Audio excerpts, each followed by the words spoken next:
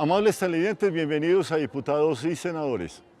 Hoy con el último programa especial sobre las elecciones 2018 aquí en nuestro país, Colombia.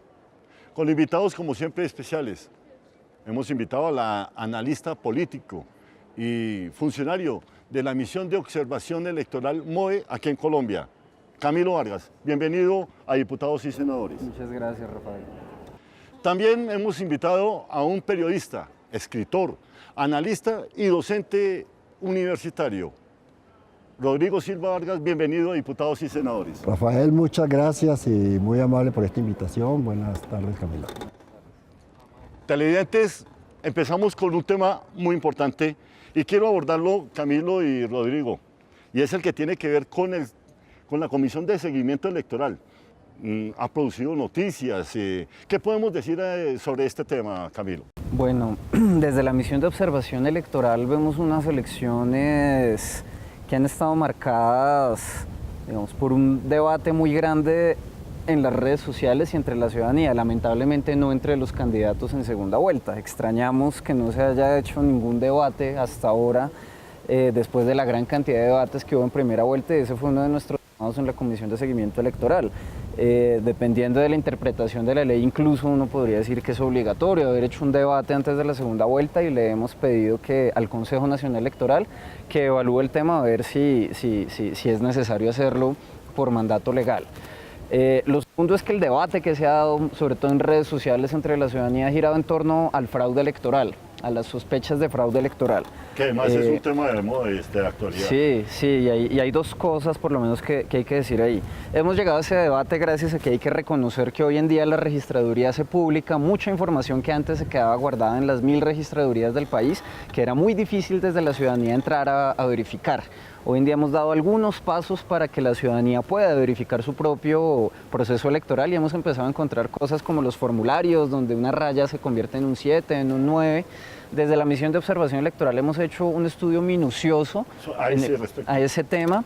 Hemos descartado que esté sucediendo un fraude electoral. Lo que estamos viendo, lo que circula en redes, son casos muy excepcionales que, digamos, estadísticamente alteran muy poco el resultado de las elecciones. Hemos calculado que, por ejemplo, en primera vuelta pudimos tener errores, o son errores de los jurados, o no sabemos si pequeñas trampas de casos puntuales de jurados de votación, que pueden llegar a alterar cerca de 70.000 votos para todos los candidatos. Los vemos cambiados en todos los candidatos, sin importar el candidato. Eso no cambia el resultado de la elección, pero sí genera incertidumbres que son preocupantes y que como MOE nos preocupan más en elecciones como la de Congreso de la República o como las elecciones locales de octubre próximo. Entonces creo que hemos avanzado en apertura del sistema, pero también nos llevamos como lección aprendida que hay que hacer reformas. Hay que blindar este sistema electoral de la manipulación que pueden tener en ella los más de 580.000 jurados de votación que intervienen en las mesas de votación, y los más de 6.000 funcionarios, jueces de la República y personas de registraduría que participan en las comisiones escrutadoras, donde todo se digita a mano, en papel o en computadores. A mano se hace la suma de la suma de la suma de los resultados, y ahí empezamos a tener cambios inexplicables. Rodrigo, sobre este tema, ¿qué tiene usted que decir? Pues me parecería preocupante, Camilo, entre otras cosas, que no tengamos la capacidad de organizar un jurado de votación que esté debidamente capacitado para realizar estas cosas. Esas enmendaduras, esos tachones, yo no podría llamarlas fallas menores. Pueden alterar, puede que significativamente desde el punto de vista estadístico no, pero quiere decir que esto no es tan limpio. Y no es tan limpio, no podría decir uno si con buena o con mala intención, sino con una falla de un sistema electoral que es totalmente obsoleto. Desde ese punto de vista, Camilo y Rodrigo, mire, a nuestro correo nos llega inquietudes de la ciudadanía. Eso que usted acaba de decir, nos llegó una inquietud, se la resalto así a grosso modo, de personas que se encontraban, por decir algo, en el recinto de Corferias, en esta primera vuelta, aquí en Bogotá. 4:26 más o menos relata el correo electrónico que nos manda el televidente. Se encontraba en uno de los sitios de votación. Ya habían cerrado urnas y todo. Pero por las emisoras de Colombia, bien sea cualquiera de las emisoras, ya se estaba diciendo que en Bogotá estaba contabilizado el total de los votos cuando en ese momento no habían reportado el E14. ¿Por qué sucede ese fenómeno que los medios de comunicación en un momento determinado dicen que ya tienen resultados? Bueno, digamos que sobre el proceso electoral, es verdad que es un proceso muy obsoleto, muy arcaico. Tenemos un código electoral de 1986, un decreto claro, ley de antes de la Constitución, que estipula todo un procedimiento con buenas medidas de seguridad para las elecciones de los años 80, pero que hoy son obsoletas, que se han ido desarrollando a lo largo de estos años y que hoy ya no hacen falta. Por ejemplo, algo que es súper confuso para la ciudadanía, el acta de escrutinio de mesa se llama el formulario E14.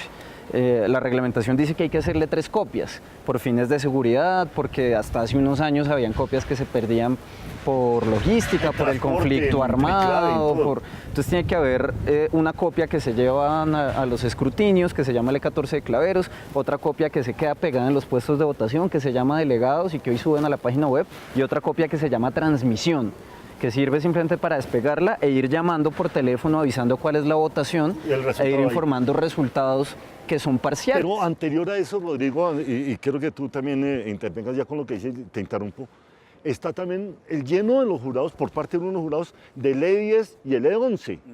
Entonces, son una serie de formularios que hay que llenar en la mesa en minutos. ¿Cómo es posible que se tenga tanto por otras circunstancias ya resultados definitivos? Puede ser, y entonces a nosotros nos llegan a través de pilas con el voto nuestro sistema de recepción de denuncias, muchas denuncias que muchas veces corresponden a la confusión que genera el mismo sistema. Por ejemplo, el preconteo, la transmisión de datos empieza a producir información a las 4:20 de la tarde.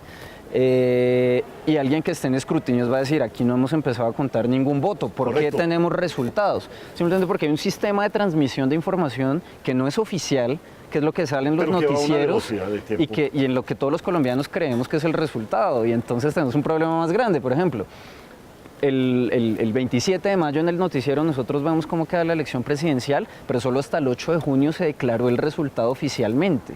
El 11 de marzo vimos en el noticiero cómo quedó compuesto el Congreso de la República, pero hoy seguimos todavía contabilizando los votos, no hemos terminado el escrutinio del Congreso, y eso pues genera muchísima confusión. Rodrigo, y sobre ese tema, ¿qué tiene que decir usted? Bueno, hay muchas cosas que hay componentes también que hacen parte de los medios de comunicación como tal. Es decir, el periodismo nuestro ha venido tan de capa caída que todos queremos tener la chiva. Entonces podemos, sí, lo que llamamos la chiva, chiviar. Ajá. Y podemos decir, ay, tuvimos tantos votos y todo, pero pueden significar de una mesa. Y muchas veces ese resultado primario que se conoce es el de la mesa que menos votantes tuvo, es decir, puede ser una de las... ¿Como para generalizar? Eso es uno de los errores de los periodistas. Entonces creamos este tipo de incertidumbre, pero también es parte de la estructura de los medios que quieren mantenernos una expectativa como si esto fuera un partido de fútbol. Entonces estamos en un asunto en el cual no tenemos la responsabilidad suficiente para decir las cosas veraces, con datos oficiales, etc. Esto se vuelve un mercado en el quién da la chiva primero sin importar si acierta o no. Lo importante es darla. Lo importante es darla.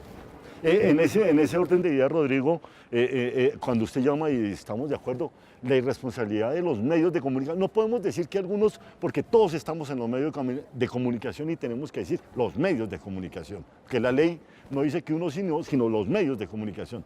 En ese orden de ideas hay unas leyes vigentes en las cuales prohíbe que los medios de comunicación hagan encuestas, hagan una serie le apuesten a resultados, pero hoy en día se está violando por parte de los medios.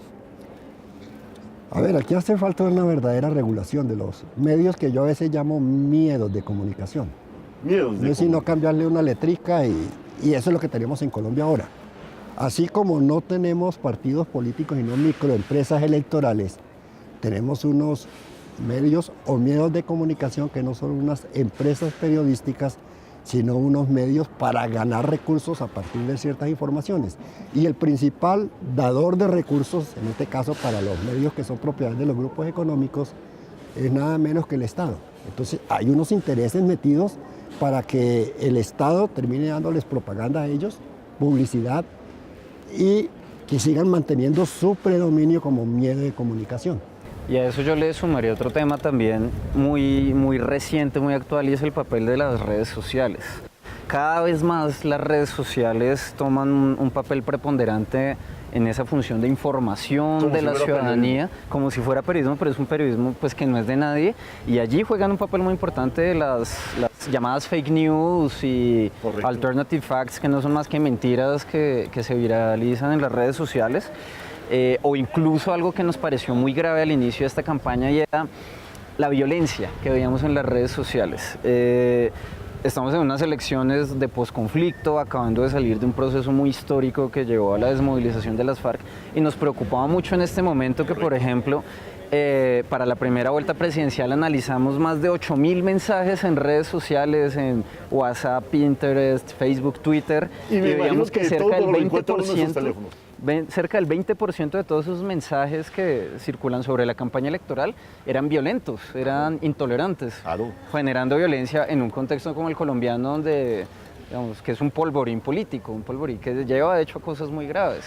Entonces, sumado a eso que dice Rodrigo, la irresponsabilidad aún mayor que se ve en las redes sociales, pues porque ahí quien controla algo, pues nos genera también unas preocupaciones grandes. Además, la información, no sé si ustedes estén de acuerdo, la información que genera el WhatsApp, Twitter, todos estos medios digitales y de teléfono, realmente, si sale una información, ¿quién sería el responsable? A ver, mira, yo pienso que si ha habido un revolucionario en el mundo, ese ha sido Internet. Creó toda una verdadera revolución en el mundo. Cambió absolutamente todo el modo de percibir. Cuando ese señor teórico de las comunicaciones llamado McLuhan dijo alguna vez, vamos a hacer una aldea global, todo el mundo decía, es loco. ¿No? Hoy estamos verdaderamente en esa aldea global. Con estas comunicaciones se está pasando de todo, pero en sociedades como la nuestra, lamentablemente, y como dice Camilo, todo está inyectado por odio. Aquí a nosotros nos han hecho ver siempre a ver cómo odiamos al contrario. Los colombianos no queremos a nadie. No hay respeto por el contrario. Ni nosotros mismos. Nosotros no queremos a los peruanos, a los ecuatorianos que son unos no sé qué, a los panameños que son no sé qué, los venezolanos. Nosotros no queremos a nadie. Y nos hemos educado en ese sistema de odiar. Y no entiendo por qué nos llamamos países católicos o países cristianos y todos vivimos odiando. Pero lo vivimos también en los medios de comunicación cuando se crearon. Que es ahí donde se crea también una especie de violencia. Desde luego que sí, pero hay cosas que son. A veces uno podría declararse inexplicable que fuera cuando se crearon los llamados foros del lector.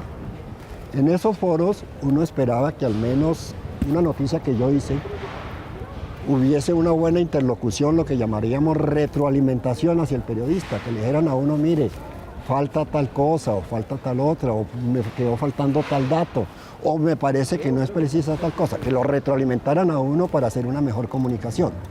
Pero resulta que se ponía uno a ver el foro del lector y podía ser una noticia de modas, cosas baladíes, digamos. Sencillo, sí. Todo termina en odio, insultando a unos con el de Santa Fe, el mexicano con el peruano. El uribista con el antiuribista, y le meten absolutamente de todo, y todo lo llevamos a caminos de odio. Hemos aprendido a odiar. Y ahí hay un problema, ¿no? Digamos, hay una verdad de perogrullo, y es que el respeto se logra conociéndose. Es una cuestión de ignorancia lo que hay detrás de todos esos odios. Pero en este contexto de redes sociales en el que la verdad, toda esa matriz de percepción del mundo cada vez es más individual, más programada a través de logaritmos automáticos para cada consumidor de información, se reproduce el odio más fácilmente de lo que se reproduce el conocimiento. Y por eso es que cosas como que no haya un debate para ver a los candidatos, para que todos veamos al mismo candidato, no la versión de las 8.000 cadenas, pues se convierte en algo grave, el hecho de no poder tener referentes reales de quiénes están. Correcto. Televidentes, estos son nuestros invitados y estos son apenas el inicio de nuestros temas. Los vamos a invitar a unos mensajes institucionales y ya regresamos con diputados y senadores.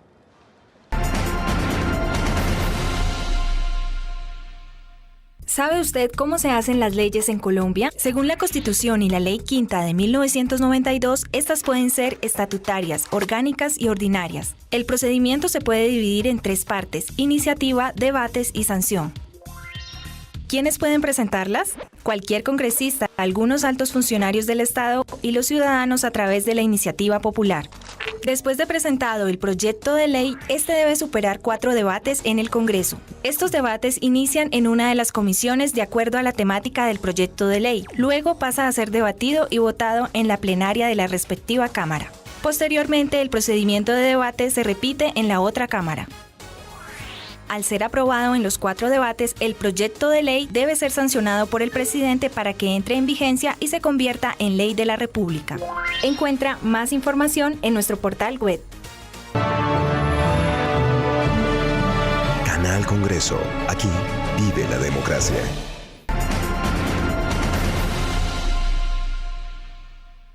Amables televidentes, regresamos con diputados y senadores.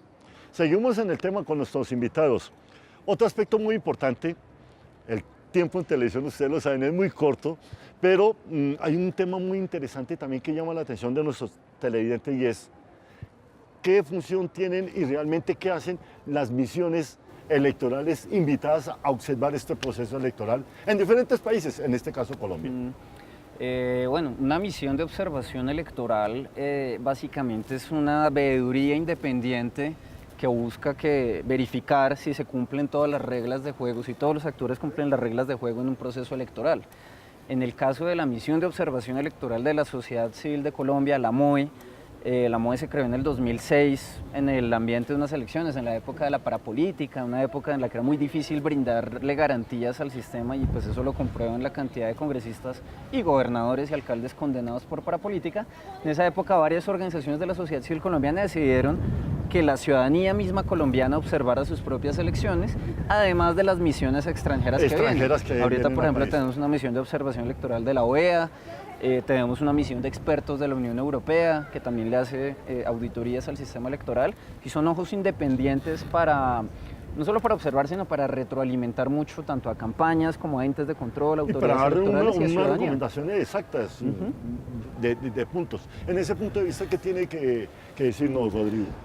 A ver, mire, el sistema electoral colombiano es tan malo que no tiene unos mecanismos de verificación.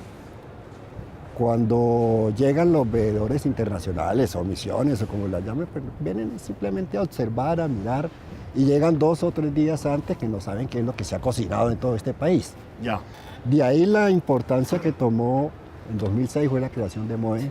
Yo estaba en pleno ejercicio periodístico en una cadena radial y fui de los primeros en pegarme a la misión de observación. Era, digamos, todavía incipiente. Sí, correcto. Hoy en día, por fortuna para el país, es una misión muy bien cimentada, muy bien organizada, con muy buena investigación y todo, pero que en cierto sentido también está haciendo el trabajo que el Estado ha sido incapaz de hacer. ¿Me explico? Unas advertencias sobre lo que puede pasar en las elecciones. Que es un tema los riesgos. Sí. A veces lo hacía la Defensoría del Pueblo, intentaba hacerlo, pero lo engavetaban, lo escondían. Sí, lo dejaban allá. ¿Sí? La misión de observación electoral hacía otra cosa completamente diferente y es pongamos la alerta de lo que está pasando en tal sitio. Al menos nos preocupamos por saber qué es lo que está pasando, no por esconderlo. Pero que este tipo como la MOE, por fortuna ha servido para que nos pellizquemos un poquito, pero también para demostrar que la incapacidad del Estado en estas cosas es supremamente grande, una irresponsabilidad total para darnos confianza en un modelo electoral en el cual votamos pero no confiamos. Curioso. Rodrigo, es que quiero tomar muy rápidamente el tema porque estoy de acuerdo con lo que usted acaba de decir. Las misiones llegan 3 días antes. A eso las preguntas de muchos televidentes y de muchos colombianos, Rodrigo, es ¿realmente estas misiones extranjeras vienen capacitadas con expertos de ir y mirar un software, de ir y mirar una ingeniería de sistemas en un proceso como usted lo han llamado arcaico electoral que tiene Colombia? Pues es que yo no concibo a un observador internacional electoral conociendo qué está pasando en las elecciones en Puerto Nariño, Amazonas, o en Puerto Escondido, Córdoba. Vienen a ciertas ciudades a quedarse en hoteles lujosos, ¿sí? Con es un gasto monetario grande. Que muchas veces lo asumen sus países o sus organizaciones, etcétera, no nosotros, por fortuna, pero que no representan nada, como decir los colombianos votaron en paz y este domingo nos van a decir los colombianos votaron rapidito porque estaban pendientes del Mundial de Fútbol. Y eso es lo que van a decir. Sí, es Algo de lo que nos hemos dado cuenta en la MOA es que la observación electoral es un ejercicio permanente. Observar las elecciones no es solo observar el día en el que se vota, sino, vamos, el proceso electoral de las elecciones El de octubre del antes, 2019 el hoy y el después. empieza en octubre del 2018, por ejemplo. Nosotros ya estamos en elecciones en un par de meses. Observar las reglas de juego, las reformas que hace el Congreso de la República, la planeación que hace el gobierno y la autoridad electoral, y eso sí requeriría una mayor presencia. La OEA, por ejemplo, por dar un ejemplo puntual, tendría la capacidad de hacer una observación electoral más permanente porque tiene algo en Colombia también desde hace 10 años que se llama la MAP OEA, la Misión de Apoyo al Proceso de Paz. Tal vez esa MAP OEA debería estar más integrada al tema electoral. La Unión Europea, por ejemplo, también debería, y sería bueno que el gobierno o los mismos congresistas hicieran un llamado para que esas misiones de expertos o observadores tengan más vocación de permanencia, porque lo que necesitamos hoy en día, el debate que hemos pedido que se haga a partir del 20 de julio cuando se posesiona el nuevo Congreso es ¿qué reformas necesita nuestro sistema electoral? Hoy por lo menos el mismo Consejo Nacional Electoral, en la Comisión Nacional de Seguimiento Electoral de hoy, su presidenta reconocía el sistema tiene fallas, es el sistema que tenemos, es el que nos toca hacer funcionar, pero tiene muchas fallas y no lo soluciona la registraduría, no lo soluciona el Consejo Nacional Electoral, mucho se soluciona en el Congreso de la República y en el debate entre los representantes y la misma ciudadanía. Y eso necesita ejemplos internacionales, de ahí la necesidad de un acompañamiento internacional. Ustedes hacen parte de esa comisión también y me parece que es una comisión que muy lenta. No, diré al contrario que lástima que no se hagan ese tipo de comisiones para otros temas. En una Comisión Nacional de Seguimiento Electoral, que es una comisión ad hoc en la que se reúnen ministerios, Defensoría, Procuraduría, fuerzas militares, Ministerio de Defensa, partidos políticos, muchas veces se tocan incluso más temas que trascienden a lo electoral. Se visibilizan temas como la violencia contra líderes sociales, que es un flagelo permanente en este país, que lo vemos en época de elecciones porque matan a alguien en plena campaña, pero aquí semanalmente delegados del Consejo líderes Nacional sociales. Electoral deben estar ahí, me imagino. Y pues allá van a ver el tema, eso, la organización electoral, distintos sectores del gobierno, y la verdad sirve para viabilizar la toma de decisiones. Rodrigo, a partir del 20 de julio viene un nuevo Congreso en Colombia. Y ese tema que está tocando Camilo sobre esa reforma. ¿Qué reformas podían hacer? Y en el caso electoral en Colombia, usted que es una persona que también ha estado metida en los medios de comunicación y que sabe de la parte política en Colombia. Bueno, aquí se han hecho varios intentos en el Congreso de reformar el Código Electoral. Como decía Camilo, es de anterior a la Constitución de 1991, que es del año 86, al centenario de la otra Constitución. Sí. Se creó este Código Electoral, obsoleto, viejo, con algunas reformas, cuando se metió lo del tarjetón electoral y los cubículos y todo, que entre otras cosas fue Gilberto Vieira, el eterno secretario del Partido Comunista, el que actuó como ponente de eso aquí en el Congreso de la República, y otras modificaciones, pero resulta que las elecciones están hechas para ¿quiénes? Para políticos, para los políticos. ¿Y quiénes deben reformar el Código Electoral? Los políticos. ¿Y quiénes van a vigilar a los políticos? Un consejo electoral nombrado por políticos. Entonces tenemos todo un engranaje político que no deja que nosotros progresemos. Es decir, hay preguntas que quedan volando en el imaginario colombiano, como el que pasó con la MOA hace unos días. ¿Cómo es posible que haya municipios del país donde tienen más votantes que población? Es decir, y contando con que no haya población menor de 18 años, y sin embargo son más los votantes que los habitantes. Entonces, ¿quién está fallando? ¿El DAN en sus proyecciones? ¿O qué está pasando? ¿Hay un exceso de votantes? ¿Cómo es posible que a veces haya mesas de votación con 100% de los votos? Es decir, ¿hasta qué punto todo eso es real en un país como este? Camilo, y sobre lo que dice Rodrigo, ¿qué puede decir usted? Pues sobre el tema de reforma electoral, hay una propuesta que para la MOA es la piedra angular de lo que necesita el sistema electoral, y es fortalecer al Consejo Nacional Electoral. Nosotros aquí nomás en la región tenemos ejemplos muy buenos de instituciones electorales fuertes, como el OMPE en Perú, el INE en México, que si uno los compara con Colombia, pues tienen diferencias que son vergonzosas para nosotros. Porque yo creo que ellos nos llevan ventaja.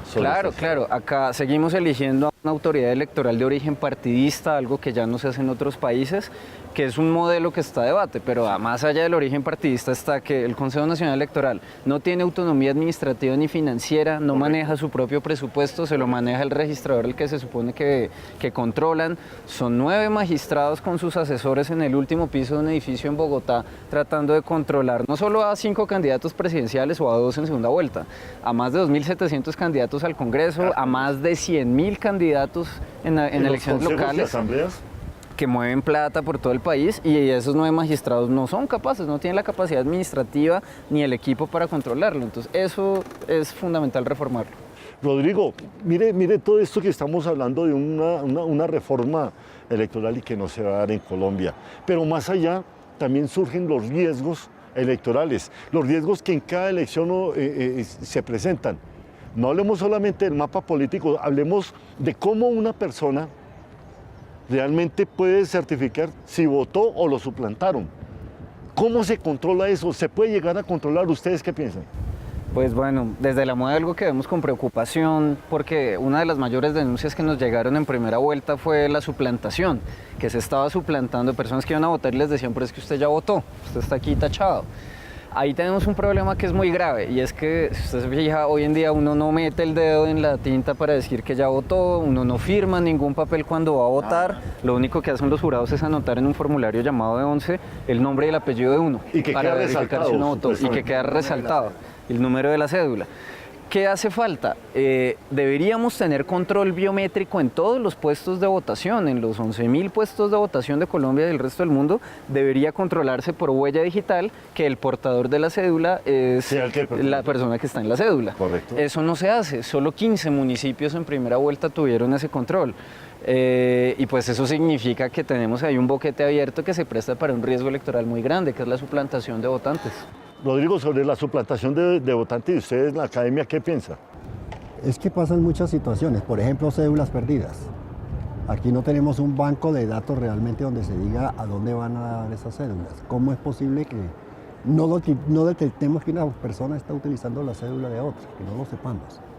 Debemos tener unas cédulas de pronto con un chip que las puede inhabilitar como se inhabilita una tarjeta de crédito, como se habilita una tarjeta de Transmilenio, por ejemplo, pero que con la cédula no, y que con esto se trafique de esta manera con el voto de los ciudadanos. ¿Cómo es posible que por pérdida, por robo de la cédula, otro termine votando? ¿Y cómo es posible, como en otras veces se ha presentado, que el dirigente político tiene varias cédulas almacenadas y van entregándolas para que se metan a votar en una vaina de borregos, pero además en un hecho de corrupción que es completamente triste para un país? Rodrigo, y a ese respecto, está permitido que ciertos ciudadanos se coloquen a las entradas en muchas ciudades, en muchas poblaciones de Colombia, con celulares para indicarle al votante y toda la cuestión. ¿Es válida esa?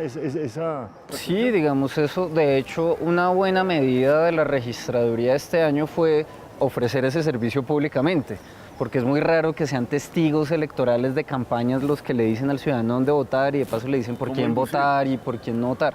Es un signo positivo que la registraduría lo está haciendo este año. Tiene muchos informantes, contratistas de la registraduría que consultan la página y le dicen al ciudadano por quién votar.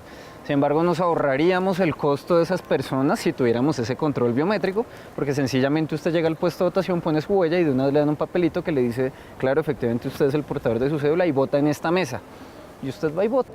Sobre el voto electoral. Pero todavía hay algunas falencias que son errores de Colombia. Por ejemplo, que tengamos un alto grado de personas iletradas, que no puedan definir un nombre, no saben leer. O muchas personas discapacitadas. La discapacidad, correcto. Muchas personas que no videntes. propiamente discapacidad en el término conceptual que se utiliza en el médico, pero el viejito que tiene que ir cogido de la mano de alguien acompañado, porque no puede ayudado, caminar. sí, claro. Y que de pronto no tiene la facilidad de montar esto, porque no le facilitan el voto y si él lo puede hacer público, pues que alguien lo tome, ¿cierto? Pero son cosas que vienen del problema de, primero, ¿cuántos campesinos de Colombia saben leer? Nosotros que decimos que somos un país educado, ¿no? Pero a eso yo le agregaría la inquietud a ustedes, perdónenme. el horario de 8 a 4 o tiene que ampliarse ese horario y permitir, porque es que hay personas que, mire, por su trabajo el día de elecciones no pueden participar en las elecciones y no tienen otro medio donde la selección Colombia en este momento está en Rusia y por más que quisieran participar no pueden votar. Y hay gente que por su trabajo no va a poder participar en las elecciones. ¿Cuántos años hace que los estadounidenses, los franceses y aún los ecuatorianos pueden votar por correo? Exacto. Y nosotros no. Entonces, por ejemplo, en el caso de los futbolistas y los periodistas que están allá y todo, son abstencionistas. Yo hace 4 años fui abstencionista, estaba en el Mundial de Brasil. Ya, claro. ¿No? Porque, por ejemplo. Sí. Y no tuve la oportunidad de votar esa vez por Colombia. Y esos son temas en los que hoy que ya no tenemos mucho ruido del pasado generado por el conflicto armado, por ejemplo, son temas que podemos empezar a debatir, o sea que hoy hay oportunidades y que de resolver. estén incluidos en una reforma. Vea, por ejemplo, hace más o menos 2 semanas la Comisión Segunda del Senado creó un comité técnico convocado por el Ministerio del Interior, con Secretaría Técnica de la MOE y la participación de muchos ministerios y autoridades, con el fin de diagnosticar cómo mejorar el acceso a puestos de votación en zonas rurales, e incluso la misma Registraduría Distrital nos decía, no es solo un problema rural. Aquí en Bogotá, por ejemplo, a pesar de que hay leyes que dicen que los establecimientos educativos deben prestarse para el voto bajo techo, hay colegios privados que deciden no prestar el colegio y entonces no dejan instalar un puesto de votación, y al votante le toca irse lejos o al parqueadero de un centro comercial, debajo de una carpa, cuando hay instituciones que pueden tener esas instalaciones. Y si eso es en zona urbana, en zona rural pues es peor. Hay personas invidentes que no saben leer braille. Entonces, un buen avance de la registraduría es el tarjetón en braille, pero hay muchos invidentes que no lo saben el lenguaje braille. Hay muchos otros tipos de invalidez o discapacidad para las cuales no estamos preparados. Hay pueblos indígenas que no conocen el idioma español. Hay comunidades rurales de todo tipo que viven a kilómetros de distancia de los puestos de votación, y eso es un tema en el que tenemos que empezar a avanzar rápidamente para garantizar el acceso a la democracia. Facilitarles a esas personas, especialmente el sector rural, que lo tenemos abandonado, y ellos tienen que pagar su pasaje para ir a votar por él. Esa es la pregunta que queda. Entonces, los horarios de 8 a 4 de la tarde, a esa era mi pregunta. ¿Ustedes cómo lo ven? Claro, usted preguntaba el horario de 8 a 4 de la tarde. ¿Por qué ese horario? Esa es una de esas cosas que tenemos desde el Código Electoral, el Decreto Ley de 1986, de 8 a 4, para que se alcanzaran a procesar los votos y contar y hacer todo el conteo con la luz del día, porque es el Código Electoral de un país rural, sin energía eléctrica, sin medios de comunicación. Hoy en día podemos acabar las elecciones a las 8 de la noche, podemos acabarlas a las 8 de la noche y la tecnología permitiría dar resultados en pocas horas después, pero nos falta adecuar las normas que le permitan a la registraduría organizar las elecciones de esa forma. Se podía pensar, ya para ir a otros mensajes, en el voto electrónico y permitirle desde ciertos sitios como en otros países a la gente vía digital poder colocar su voto. En varios países está autorizado y en Colombia también. Hay 2 leyes al menos que reafirman que debe haber el voto electrónico. Uno ponía término fijo, creo que era año 2014, 2010, bueno. Sí. Y no se cumple. Pero creo que con todas las falencias que puede tener un sistema electrónico, los riesgos como lo tiene todo, creo yo que es menos riesgoso que este sistema. Y este sistema es riesgoso no solo por la parte de corrupción y de trampa y de todo esto que pasa en Colombia y en el cual somos campeones, sino también por la ausencia de garantías de votación para las personas. Como hablábamos de las gentes del sector rural, incluso de los mismos jurados de votación. De los mismos, sí, claro. Aquí hablamos Camilo hablaba de lo de la energía eléctrica y todo, pero mi hija ha sido jurada de votación últimas veces y siempre le ha tocado sobre la noche, lo más grave, sin luz, en colegios de Bogotá, en pleno Bogotá. Y no tienen cómo alumbrarse ni nada, y lo que es peor, jurado que le ha tocado estar todo el día aguantando hambre. Sí. Eso que acaba de decir para cerrar, en 30 segundos, por favor, que hagan unos mensajes. Ese es un tema que se vio en las pasadas elecciones y que con Camilo lo tocamos en temas anteriores. ¿Qué pasó? Y lo toca usted, Rodrigo. Campañas políticas entregándole el almuerzo o la comida o el refrigerio de diferentes a los jurados electorales porque eso está sufragado. ¿Qué pasa con ese tema? Sí, ese es uno de los temas, de los detalles que no son menores que, por ejemplo, el Congreso de la República deberá pensar. Por ejemplo, se critica mucho y se denuncia todo el tiempo los buses que llegan con votantes, que traen las campañas electorales, que claro, moviendo votantes. Pero cuando usted habla con los políticos le dicen, bueno, y si yo no pongo un bus para llevar al votante, el votante no va, me cree, le gusta, quiere votar por mí, pero no se va a gastar un tiquete de bus o de lancha, entonces me toca llevarlo, porque el Estado no lleva a la gente, porque el transporte público no es gratuito el día de las elecciones, por ejemplo, que ha sido una propuesta que hemos hecho desde la MOVE. Esas cosas hay que abordarlas para eliminar ese riesgo de que hayan fraudes. Rodrigo, ese transporte público gratuito, pero que sea en todo sentido, porque, repito, en las zonas rurales. Aquí nomás en Cundinamarca, media hora de Bogotá.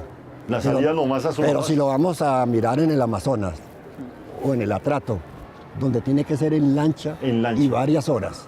Imagínese. Ahora, sobre el horario, si lo ponemos que hasta las 6 de la tarde, olvídase, a las 6 de la tarde vamos a tener colas. Así vamos, así somos los colombianos, todos lo dejamos por lo último. Entonces siempre nos pasa. Hay algunos países donde el sistema es muy amplio. Cierran a las 4 de la tarde, pero si hay una cola gigantesca y esa cola gigantesca no alcanzaba a votar a las 6, pues lo dejan votar a las 6. Pero votan. Mire, amables televidentes, este es el tema que desarrollamos con nuestros invitados, nuestros analistas. Un tema para volver va a ser el del riesgo y el mapa electoral en Colombia. Los invitamos a unos mensajes institucionales y ya regresamos con diputados y senadores. En las asambleas departamentales se fijan ordenanzas y resoluciones que son de obligatorio cumplimiento para su jurisdicción territorial. Su equivalente en las ciudades son los consejos municipales y en las comunas o localidades a las juntas administradoras locales. En un sentido amplio, corresponden en el orden nacional al Congreso de la República, siendo el único órgano legislativo del país por ser Estado unitario. Bogotá, la capital de Colombia, es la única unidad administrativa que no tiene representación en las 32 asambleas departamentales, debido a que es un distrito capital autónomo. Confederación Nacional de Asambleas y Diputados de Colombia, Confadicol.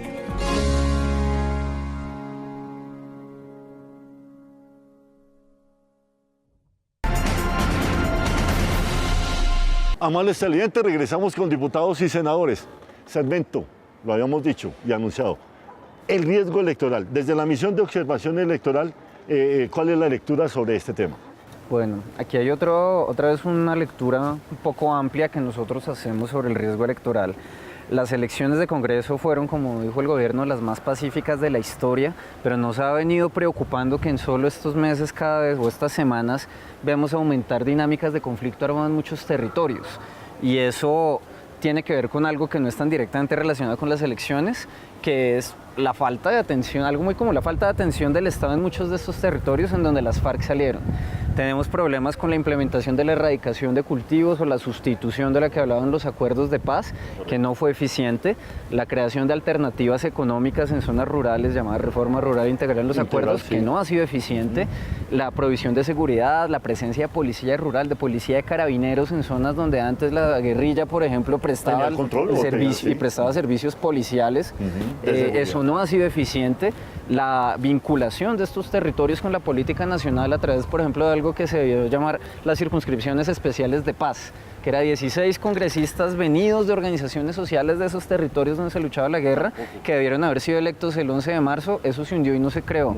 Entonces, en esas zonas donde no se implementó, no se está implementando rápido el acuerdo de paz, coinciden exactamente con los territorios donde hoy vemos proliferar disidencias de las FARC, el ELN, que está un poco alebrestado, el EPL o los pelusos en guerra con el ELN y apareciendo en zonas del país donde no estaba, grupos armados organizados o neoparamilitares en todos lados también. Y eso nos preocupa no para la elección presidencial, porque tristemente esas zonas nunca han votado mucho en una elección presidencial desde hace décadas.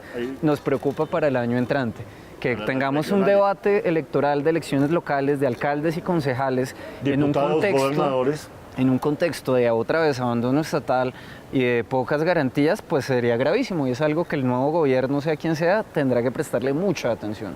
En ese tema de riesgos, ¿cómo lo ven desde la academia?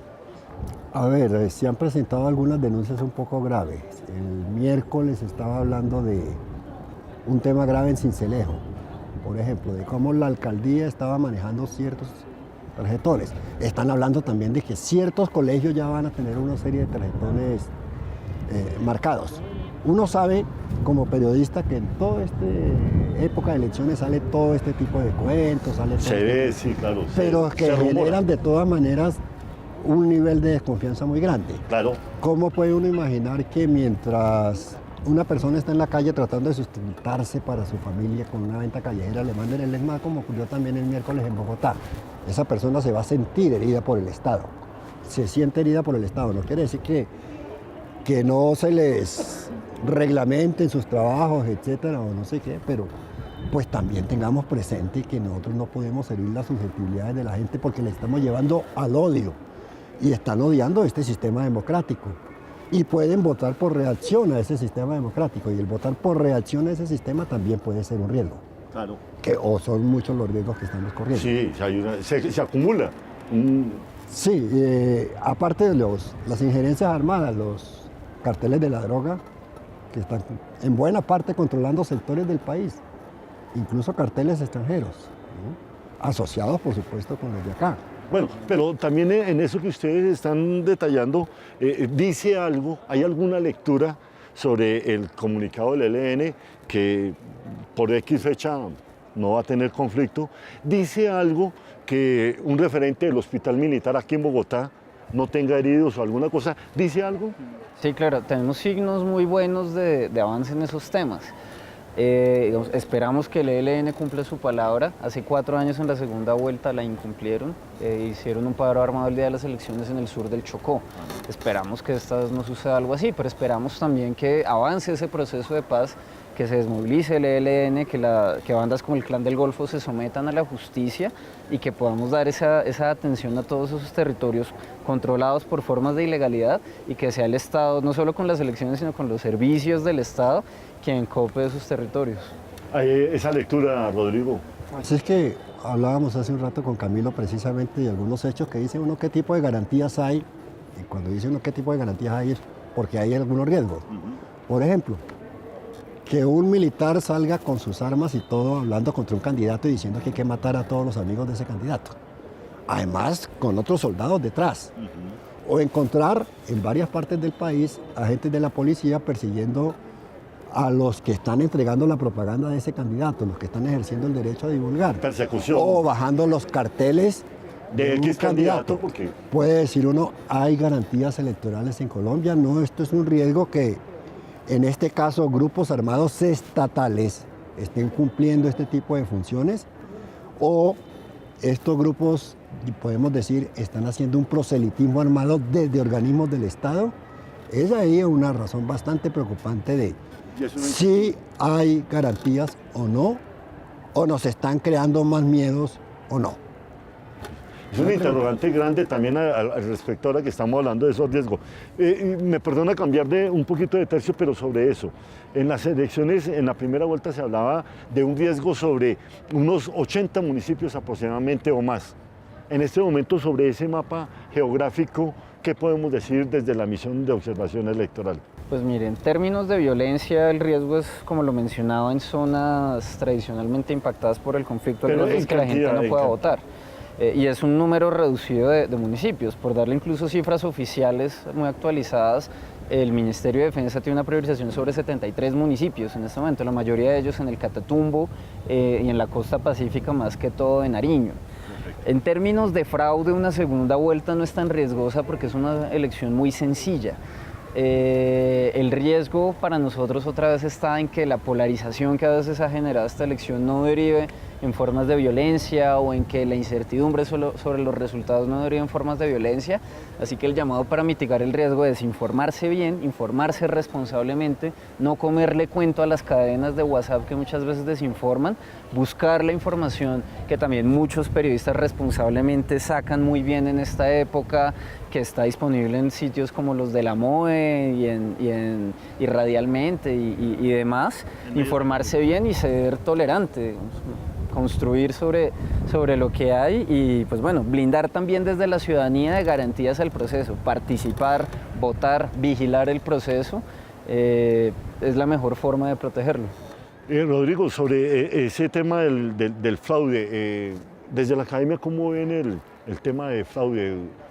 ¿Cuál es el análisis que hacen ustedes los Sí, hechos. era un poco preocupante en la primera vuelta cuando no se admitió realmente una misión de la Unión Europea.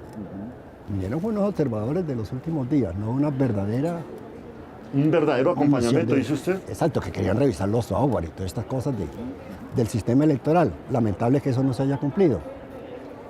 Pero los riesgos de fraude son muchos. Lamentablemente somos un país campeón en corrupción en muchas cosas. Pero creo que si los ciudadanos nos apersonamos un poquito de la situación y como dice Camilo, que podamos ir a votar en paz, tranquilos, esperar una decisión en calma, sin estar en celebraciones indebidas, ni hiriendo al contrario, ni nada de esas cosas, que empecemos a civilizarnos, por favor, que es indispensable que los colombianos aprendamos a ganar y a perder. Me llega una anécdota que me sale de lo electoral, pero a propósito de lo que me ocurrió hace 4 años cuando fui al Mundial de Brasil. Dale. Que llegué con cantidades de recuerdos, y la medallita, y la Copa Mundo, y la pañoleta, y las manillitas, y todo, de recuerdo de Brasil, para darle a los amigos de las chucherías que trae uno cuando De viaja al haber exterior. estado en un mundial, claro. La mayoría de la gente no me la recibió, ¿Por qué? porque Brasil le ganó a Colombia. Vea, entonces, Sí, ahí está. así de tontos somos. Un resentimiento. Así de tontos. Somos tontos, pendejitos. Sí, claro. Lamentablemente. Ese es- Esto tenemos que cambiarlo.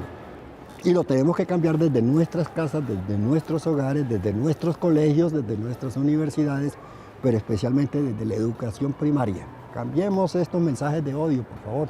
Aprendamos a ver las cosas con tranquilidad. Mire, yo les agradezco, ¿verdad?, este tiempo que ustedes han estado acá con diputados y senadores, esa invitación, esas recomendaciones que ustedes hacen. También quiero invitarlos públicamente para que después de las elecciones hagamos un balance y veamos esos resultados y ese comportamiento, porque estamos haciendo este pre, vamos a hacer un post y de verdad yo los invito delante de nuestros televidentes para que se comprometan a estar con nosotros en el tiempo después de estas elecciones y hacer ese análisis. Y también quisiera que enviaran ustedes ese mensaje a Colombia, ya han hecho resumido, pero cerremos este segmento con esa invitación que ustedes le hacen a los colombianos. La primera, votar en paz. Segunda, votar a conciencia. Y tercero, tener presente que estamos en una coyuntura que tal vez es histórica por ser la primera vez en la cual tenemos 2 modelos totalmente opuestos. Uno muy político, otro no tan político. Un modelo tradicional de hacer la política, un modelo visionario de hacer la política. Perfecto. Sepamos escoger. Perfecto.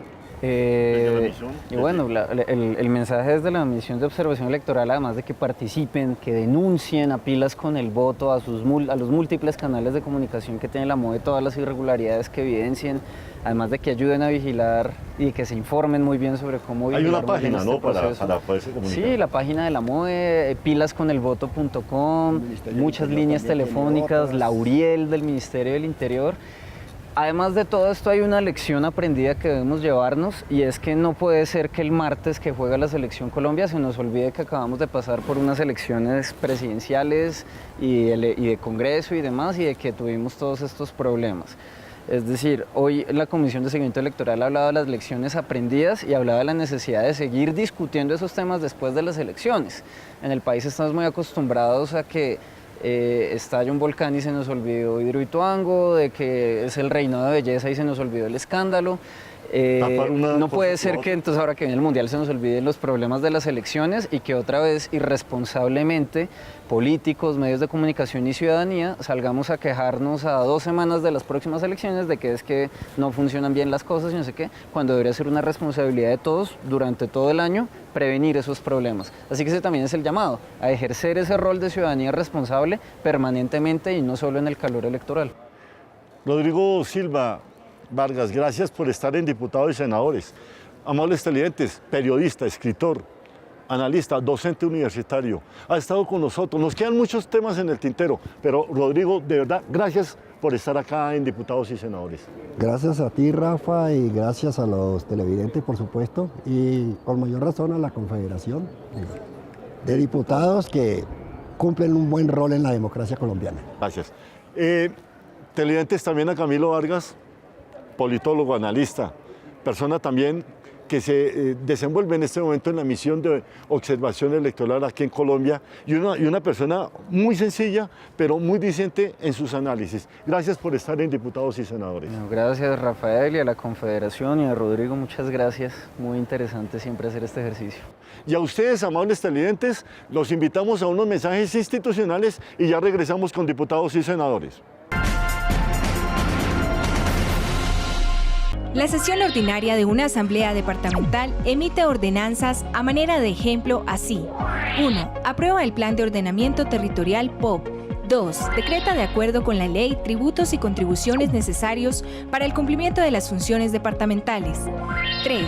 Dicta normas orgánicas sobre presupuesto departamental como el anual de rentas y gastos. 4. Elabora, interpreta, reforma y derroga ordenanzas en asuntos de su competencia.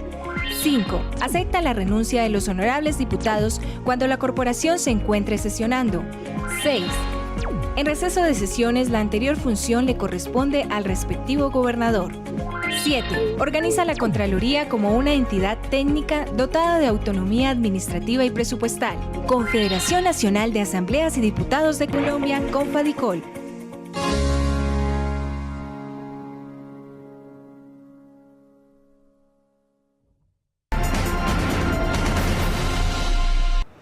Amables televidentes, regresamos con Diputados y Senadores. Ahora estamos con Ana Gabriela Hoyos, politóloga de la Universidad Javeriana y quien nos ha acompañado en estos análisis aquí para Diputados y Senadores. Ana Gabriela, bienvenida a Diputados y Senadores. Muchas gracias, Rafael, por tu invitación, como siempre, tan amable a este programa.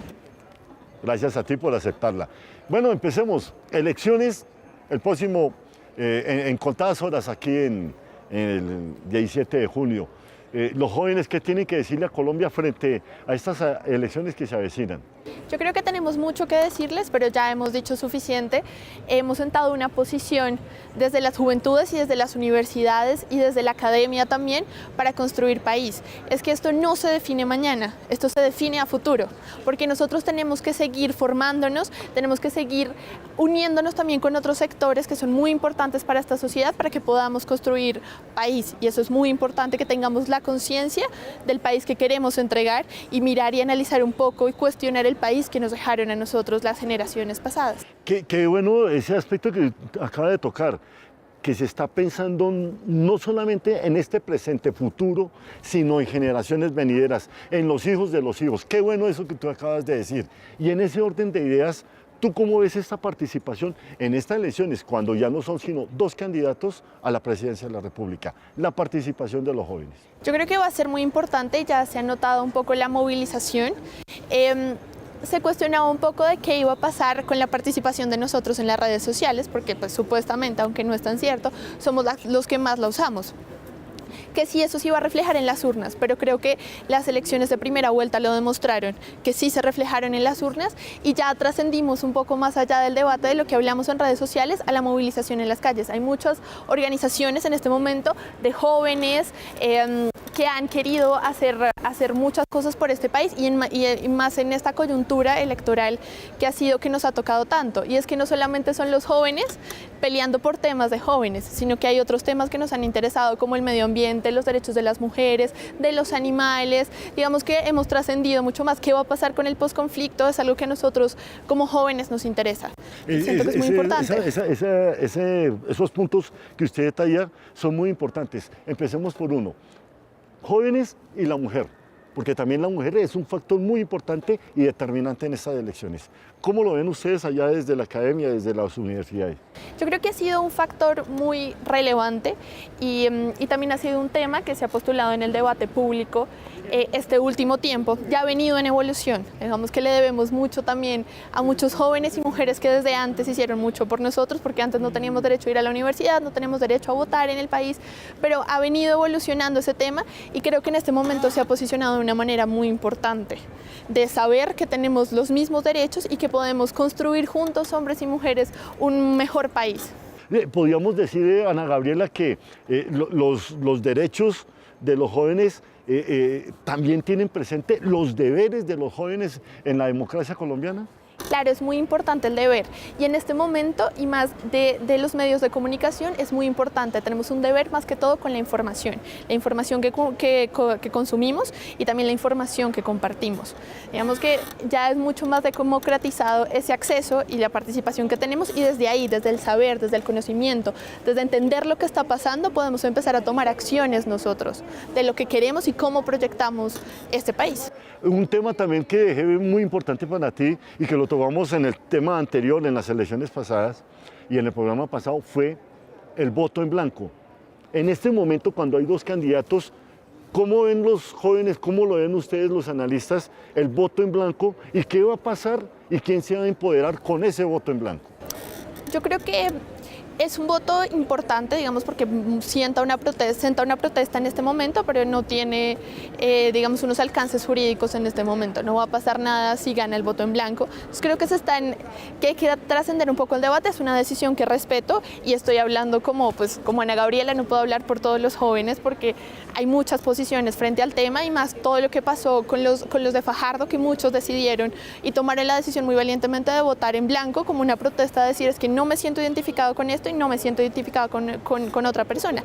Pero lo que sí puede servir es que esa movilización y ese voto en blanco puede empezar a ser en el futuro esa movilización como una protesta, de decir, bueno, listo, no me gustó este candidato ni este, pero vamos a hacer un control político después que se quede quien quede. Pero Ana Gabriela, muchas personas se preguntan, independiente de la cantidad de voto de blanco que llegue, le voy a decir a X o Y candidato que gane y vamos a fijar nuestra posición de que no nos gustaba ninguno de los dos, pero le podemos exigir. Si hay capacidad que el voto en blanco exija eso, derechos.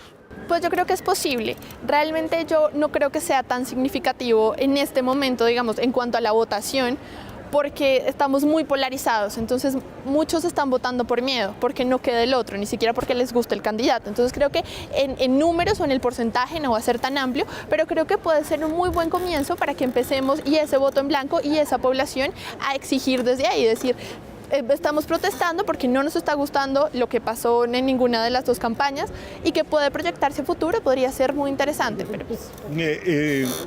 La votación sube, se mantiene, la proyección de análisis, ¿cuál es? Yo creo que, pues no sé, personalmente yo creería que se mantiene y no tan alta como en primera vuelta, pero casi siempre, generalmente, históricamente, en segunda vuelta se vota mucho más que en primera. Y como te decía ahorita, o sea, estos momentos de polarización para el país están muy grandes, entonces la gente también va a estar movilizada a votar, muchos por miedo, por, como te decía, no quede el otro candidato, pero pues también por convicción. Es que también creo que se están jugando muchas cosas importantes en este momento y estas elecciones han sido muy atípicas y muy interesantes. Hace mucho tiempo no veíamos algo tan interesante como lo que está pasando ahora. Lógico, una izquierda y una derecha transada realmente, digamos así, en una batalla por la presidencia de la República. ¿Usted cree que desde ese análisis que hacen los jóvenes, el Mundial de Fútbol que se está jugando ahorita en Rusia va a hacer incidencia en estas elecciones? Yo creo que sí va a tener incidencia, pero lo que pasa es que lo que te decía ahorita, a veces pensamos que votamos y ya el que ganó, muchas veces ganamos, como ganó mi candidato, entonces yo ya gané encima de todos, pero es que acá lo que se está jugando es el país. Claro. Y entonces, digamos que puede ser una cortina de humo, es que curiosamente siempre coincido con el Mundial y algo tan polarizado puede que se nos olvide. Y ese es el miedo porque necesitamos seguir proyectándonos, es que el país no se va a arreglar el 17 de junio, quede quien quede, sino es la proyección que tenemos. Y en el Mundial de Fútbol puede pasar que sea la cortina de humo, que estamos muy preocupados por el partido. Por ejemplo, el martes... El futuro de Colombia, claro. Entonces dice, bueno, no me importó lo que pasó en las regiones, ni qué pasó con el proceso de paz. paz. No le importa lo que haga, ni las reformas que vengan, ni quién se posesiona. Eso es lo importante, porque necesitamos decir, ellos prometieron algo, a ver qué cumplimos y qué podemos desde la sociedad civil nosotros exigirles, es decir, oigan, necesitamos que nos ayuden, necesitamos construir esto de alguna manera. Yo esperaría que el Mundial no nos distraiga de ese proyecto y ese objetivo que tenemos en este momento, que es cambiar esto. Ana Gabriela, también sabemos de su inquietud con la juventud estudiantil en el país y ese pequeño sondeo que usted hizo entre los universitarios, como fue el de traer ese análisis y decir qué le pide la juventud al nuevo presidente, quién que quede.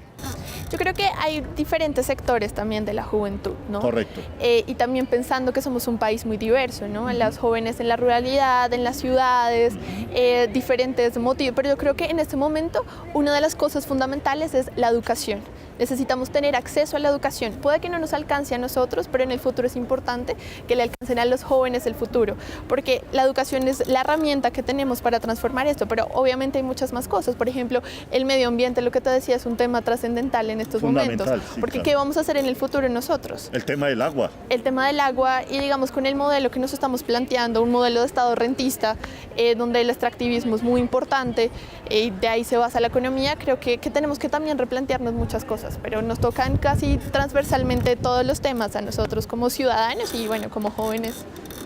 Como siempre están en Diputados y Senadores, Ana Gabriela, es un honor, es un gusto también el que comparta estos micrófonos y esta pantalla con los televidentes. El mensaje para los colombianos cuando estamos a horas de iniciar el proceso electoral en Colombia.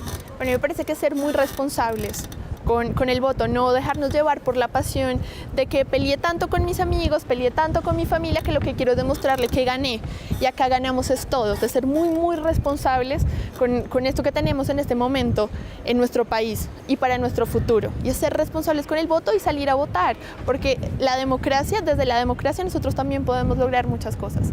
Esa sería, y seguir haciendo, seguir construyendo, no desde la votación y de las elecciones y los resultados, sino seguir construyendo país, seguir mirando qué temas nos interesan y por qué queremos darle un granito de arena a Colombia. Y no a la violencia. No a la violencia es súper importante. Digamos que hemos logrado mucho, logramos muchísimo con el proceso de paz. La violencia ha bajado un poco en las elecciones, que eso no sea un tema que nos agarremos, sino un tema para construir. Entonces yo creo que bajar también a la violencia, ser muy tolerantes, porque esto ha demostrado que ha sacado muchas veces no lo mejor de nosotros mismos. Entonces a ser muy tolerantes y a respetar lo que piensa el otro y abrazarnos, así no piense el otro como yo, abrazarnos después de votar y construir país. Amables televidentes, esta es Ana Gabriela Hoyos, politóloga de la Universidad Javeriana y quien nos ha estado acompañando y nos seguirá acompañando aquí en Diputados y Senadores. Nos unimos a este llamado que hacen los jóvenes en Colombia, para que nos abracemos, no a la violencia, participemos. Estamos a horas de iniciar este debate electoral y gane quien gane, sea nuestra familia, nuestros hermanos, en nuestro sitio de trabajo, nos abracemos. Ganó el candidato que quisimos, pero también ese abrazo democrático, porque la que gana es Colombia, una Colombia nueva, una Colombia en paz, como la queremos. Los invitamos a que nos escriban al correo que aparece en pantalla, lo mismo que visiten nuestro canal en YouTube. Nuestro mensaje institucional: la paz está en el corazón de cada colombiano. Sigamos en esta reconciliación. Hasta una nueva emisión.